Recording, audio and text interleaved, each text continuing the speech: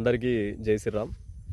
అయితే ఈరోజు పొలానికి రావడం జరిగింది, చేనికి గడ్డి కోయడానికి, బర్రెలకు గడ్డి కోయడానికి. ఈ విజువల్ చేయడానికి కారణం ఏంటంటే, యాక్చువల్లీ చాలామంది జిమ్ సెంటర్కి వెళ్ళడము, తర్వాత మార్నింగ్ లేవగానే రన్నింగ్ పోవడము అట్లాంటివి చేస్తారు. ఏది చేసినా కూడా కొంచెం మనకు బొక్కలు అరగడిపించుకోవడం తప్పించి ఇంకేముండదు. అయితే మన ఇంటి పని చేసినట్టు ఉంటుంది. దాంతోపాటు బర్రెలకు గడ్డేస్తే పాలు వస్తాయి, పాలు అమ్ముకోవచ్చు, ఉపాధి కూడా ఉంటుంది, బాగానే ఉంటుంది అనే ఉద్దేశంతో ఈ విజువల్ చేయడం జరుగుతుంది. అయితే యాక్చువల్ ఏంటంటే రీజన్, గడ్డి కోయడంలో ఉండే ఆనందం వేరు, ఫుల్ ఎక్సర్సైజ్ అవుతుంది వాస్తవానికి.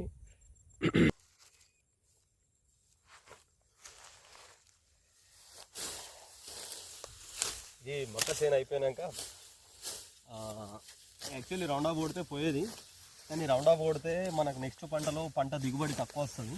అట్లా అని చెప్పేసి రౌండ్ ఆఫ్ కొట్టలేదు.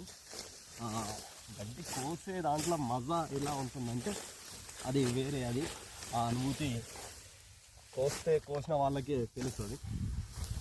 ఎందుకంటే ఫుల్ ఎక్సర్సైజ్ అన్నట్టు, బాడీకి పని చెప్పడం చాలా ఆనందంగా అనిపిస్తుంది.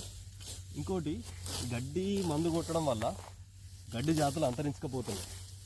చాలా మటుకు కొన్ని ఏరియాలలో రకరకాల గడ్డి జాతులు ఉండేవి, ఇప్పుడు అవి కనిపించట్లేదు, పిచ్చి అలాలు తప్పించి. గడ్డి మందు కొట్టేది కూడా కొన్ని లిమిట్స్లో ఉండాలి అనేది నా ఒక్క ఉద్దేశం. ఇది మారాగడ్డి అంటారు దీన్ని, ఇది మారాగడ్డి.